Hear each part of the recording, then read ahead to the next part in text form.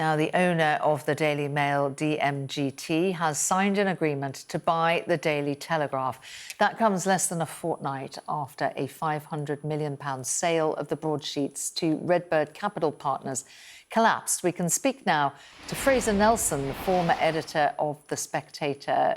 Good afternoon to you, Fraser. What do you make of this? They're in exclusivity. Do you think the deal has a chance?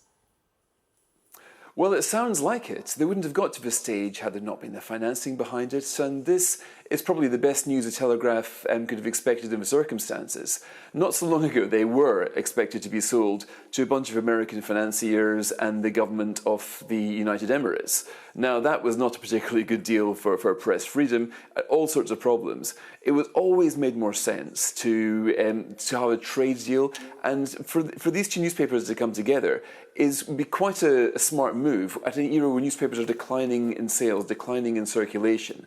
The news market is now so big that the Telegraph isn't even in the top 20 news players. The Daily Mail only makes number 15.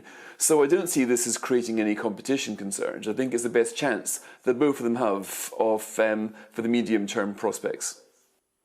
Yeah, I mean, you mentioned competition concerns there. I mean, they're stylistically quite different, albeit both with a right-wing slant. I suppose the difference would be that under one umbrella, they can align their agendas, can't they?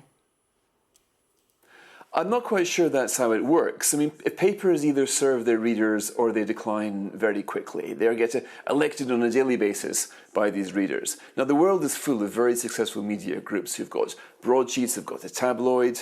We see the Times and the Sun owned by the same company for a while. We see that, and it's not as if these agendas kind of collide.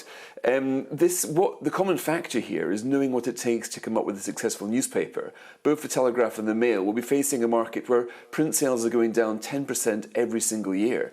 And the big question is if these papers are still going to be on the newsstands in 10 years' time.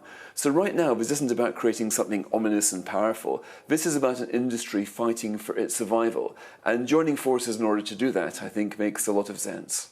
It's no secret that the editor of The Telegraph really didn't want the Redbird deal.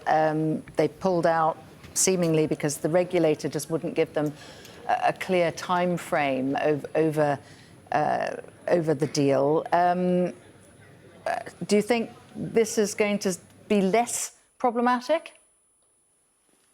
Well, it all depends how Lisa Nandy, the Culture Secretary, views the news market. Now, if you want to take the share of a newspaper market, and this is what you might have done, say, 25 years ago, then you could say, yes, it doesn't make sense to have one very big newspaper owning another one. But when you look at the news market as it now is, you've got a situation where Instagram, where YouTube, where Facebook are the bigger players that are bigger sources of news than any single newspaper. The biggest player, of course, in the news market is the BBC. It's the number one in the broadcast news, the number one in written news.